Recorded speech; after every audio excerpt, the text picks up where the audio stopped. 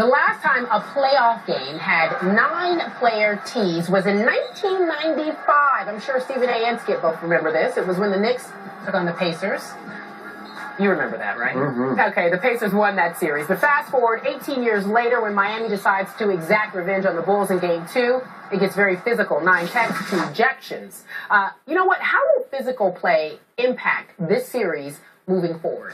To answer that question, we welcome in former NBA referee Steve Javie to the show. You're in Philly, right? Having some cheesesteaks? I am in Philly. Okay. Yep, having a cheesesteak, a couple pretzels with mustard on it, too. Okay, that's good. Well, put those down for a moment and answer that question for us. How will physical play impact this series moving forward? Well, this is an intense series, and I remember back in 2011, which was my last season, probably when people ask me what was the most intense game I ever officiated, and it was Game 3 of that series of the Bulls and the Heat. And I expected to continue, but I really don't think that the players are going to continue with the physicality because the referees are going to come out in Game 3, and they're going to blow the whistle just as the guys in Game 2. If something illegal happens, they're going to blow it. The key to officiating these series is what happens after the whistle blows, which is what we call dead ball officiating. You must officiate dead ball players in this situation because that's where the talking starts. That's where the extra physicality starts. So I think they're going to be calling it just like they do during the course of the year. If something's illegal, they'll penalize it. Now what happens afterwards? Stephen A., question? Hey, man, Steve, Stephen A., thank you for being on the show, buddy. I got to ask you this. I'm watching last night's game, and I've got no problem with the fouls that are being called, the technicals that were issued because of the physical contact. What alarms me is when I see, texts being issued for guys talking smack to one another. That's the passion of the game being interfered with to some degree. And on certain occasions, it does appear as if the referees are a bit too sensitive, too prematurely. What do you say to fans out there watching the game that feel that way? No, I love it. I think the word, Stephen A., was last night they used was overreacting, some people were saying, or using this word. And the funny thing, what I say is, the people who use these words are people who never officiated games like this. Any official worth their salt is going to look at this game and say, boy, these guys did a heck of a job. And when you have to err on the side of caution, you have to err on the side of caution in games like this, because, Stephen A., you know why? You're not just refereeing this game, even though it was a blowout.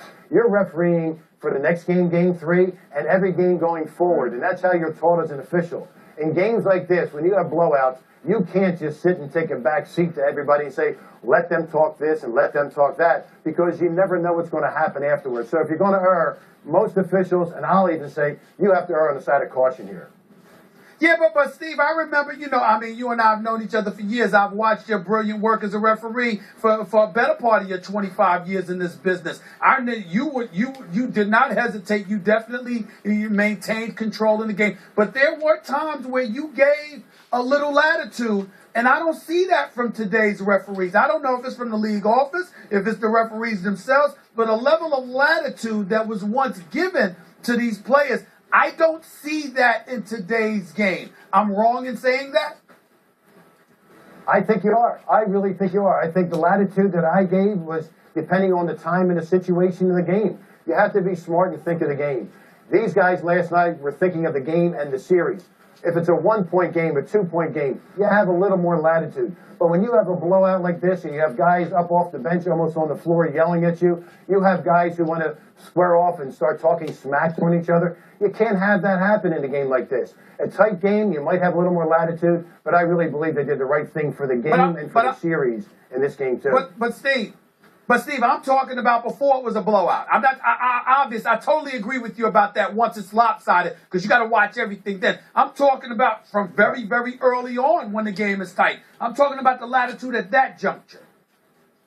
Right, okay, I understand what you're saying. And from what I remember last night's game, some of these technical fouls called themselves. I mean, look at Wade's first technical. He throws the ball at the guy.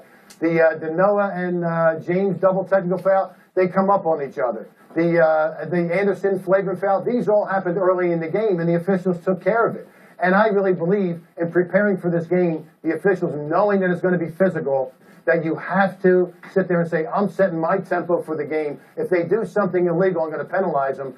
And I think they did the right thing. I really do. I think most officials, Stephen A., if you ask them if they did the right thing, I know one thing.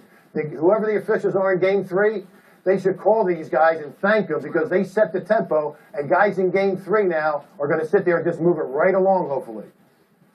Understood. Steve, Skip Bayless here. I tried to educate my friend Stephen A. before you came on earlier in the show about what a fine job that crew did last night of anticipating that the Heat at home were going to have to fight fire with physical fire. So you knew going in, I think you had to anticipate as a crew that it's going to go there, and you've got to keep it from going there with what I would call preventive officiating, where you just got to send the message quickly, early on, I'm not going to put up with that nonsense or that nonsense, and we're going to keep it right here. We're not going to go over the edge because it could have gotten out of control last night on both sides. Stephen A. made a good point that maybe the officiating contributed to the frustration of the Bulls, but don't you agree that you do have to anticipate the tone of the game going into the game? Skip, you know what? You and I are on the same page today. Exactly right. If you don't anticipate the tone of the game, what I like to say is you prepare for the worst and hope for the best. You're preparing for a physical matchup. You're preparing for certain matchups. If it doesn't happen, if it doesn't come to fruition, then that's fine. But you have to be prepared because if it does happen and you're not ready, I really can't imagine, Skip, if for some reason these officials didn't take care of business last night, I can't imagine where the game would have went early in the game because I really think they would have totally lost control. So I'm on the same page with you, Skip, and not with Stephen A. this time. Thank you. I appreciate the both of you being on the same page with one another. It's so touching. But let me ask you this question, okay? I was watching the Golden State, Steve Javie, I was watching the Golden State San Antonio game last night. There was a point in time where obviously that wasn't as physical of a matchup. It wasn't as contentious. And I think this is the point that I'm trying to allude to. Because I'm really not talking about last night's game as much as I'm talking about what I've seen by and large this season. I remember when Azili got called for a foul and all he did was jump up and say, "Ooh, no, that's it." And the next thing you know, he gets teed up. There was no fighting. There was no physicality. There was no dirty play. He didn't even protest and run to the referee. It was an instant reaction. And he got teed up for that. He said, though? I've seen that so many times this season. Steve. Stephen A., you know what he said about then when he jumped up? He said Stephen A.'s not a good commentator or an analyst, so that official helped you out. I mean, you should be on the side of this official because he stuck up for you. Right. And I got it. And Steve, I got you. Doesn't it factor in? Remember, Festus Ezeli is a rookie second-round pick from Vanderbilt. He doesn't have any cachet. He doesn't have. There's no reputation there. You're not going to get any pass for saying anything. Is that fair to say, Steve? No, we're not on the same page on this one, Skip. I'll tell you that right now. All these myths, all these stuff that's come out before about people thinking this way, officials thinking that way, from everybody who's never officiated a game. Believe me, I have no idea if this guy is a European guy, this guy's an American guy, it's his third year, second year, first year. I'm trying to call and get plays right out there as an official, and most officials are trying to do that. What I'm saying is that there are edicts from the league that says you can't react certain ways. These officials now, if you think about it, it's called respect for the game. If there's a certain reaction, an overt reaction to a call, these officials must penalize it. Now, it's up to the league to sit there and make these guidelines, and the officials uphold these guidelines. If I remember correctly in that game last night, I don't know if it was Ezeli or Green, I think it was Ezeli, who reacted a certain way prior to this. So this wasn't his first one. Okay. They might have left him off the hook. I'm not sure in the first one. And the second one, they reacted that way. But Skip, believe me, all these myths about us thinking, well, this is a 13-year guy, this is a first-year guy, he's number 10 on the bench. If I had to keep that diary, I couldn't referee the game. The game's too quick. That's fair. All right, look, Steve, let me ask you this question. Let's talk about ejections. Last night, Taj Gibson was given two quick texts after he exchanged words with the official, and we'll say exchanged words. In your opinion, do you think he deserves to be suspended? Well, you know, in my experience with the league, first of all, I'm really experienced in ejections because I had quite a few in my day.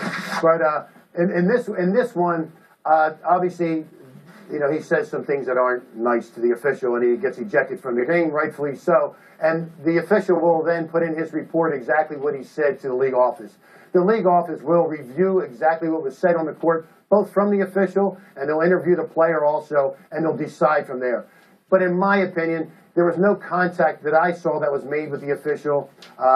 Obviously, what he said warranted the ejection. I think what you'll see, in my opinion, is just a big fine on the part of the league office. Stephen A. No, listen. I'm not of the mindset that Taj Gibson needs to be ejected. I think a stiff fine is appropriate here. It's the playoffs. There's no doubt in my mind that he should not have done what he did. He was wrong. He was ejected from the game. He should suffer the punishment of a stiff penalty. But I don't think he should be ejected. These are the playoffs, man. And you certainly don't want the officials, the officiating or anything like that to play a role in potentially manipulating a series. I don't think that would be the case regardless, because Miami's going to win this thing. But I'm just saying, tempers flare. That's part of the game. It happens. Officials have taken much worse. And the reality is that he will pay a penalty for it. And I think that should suffice. I got to disagree. Stephen A, you're saying that he shouldn't be suspended. He should have been ejected. You're just saying he shouldn't be suspended. Yes. Correct? Right. Exactly. Correct. Okay, good. Correct. All right. Right. I have to disagree with both of you on this one. Again, to Steve's point, no contact, and he did, as the rule clarifies, you need to leave in a timely manner, and he left in a fairly timely manner as he was escorted by the Bulls security chief up the exit.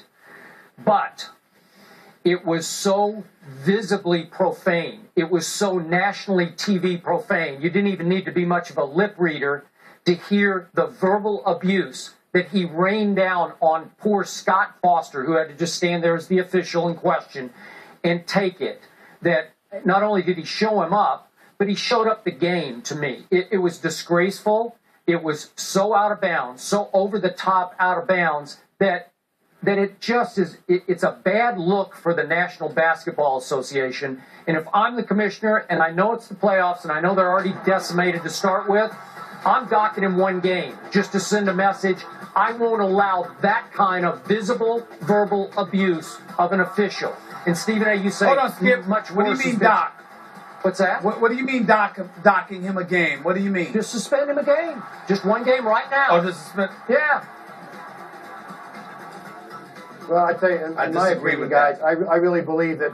I really believe that money talks here, and if you say I'm in agreement with docking him 1/82nd of his pay, let him play because it is, as Stephen A. says, the playoffs. But take that money out of his pocket, and I bet you next time he'll think twice. Mm-hmm. So, Steve, how would you have felt personally if that had been inflicted upon you? I'm a very sensitive person, Skip, so I would take that personally, and it would take me a couple days to get over. Now, you know what's funny, Skip? Unfortunately, being an official for all these years, you kind of get a little tough skin, and you've heard just about everything imaginable said to you. So you know it's the heat of the battle. You don't take it personally. You just know the guy's frustrated, he's upset, Steve, and you just go on. Steve Javie, could you educate my man Skip here and make sure he understands that you have heard just as bad, you've seen and heard just as bad of things from coaches as you have from players. Could you educate him about that, please? There's no doubt. I remember one time I was in Houston, and somebody was doing the same thing as Taj Gibson was to Scott Foster. And the announcer, after I listened to the game, the announcer says, "Ladies and gentlemen, you don't even want to hear what this guy called the referee." So I've heard it all, Skip, from coaches, from players, from fans. Okay, beer poured on me, which is a shame because they wasted the beer. There's no doubt about it. But no, you have to get used to it as an official, and if not, then you got to find a different line of business. And that's a fair statement because it happens all the time. You don't take it personally. I don't think that happens all the time where it's directed at you, with another word. It happens. You just saw it on camera. Well, it happens. I'm telling you, it happens. Steve Javie. Not a problem. It's been a pleasure. Thank you for joining us from Philly. It's my pleasure. Thanks so much, guys, for having me. Thank you, Steve. Coming Take up care, next, Steve. J.R.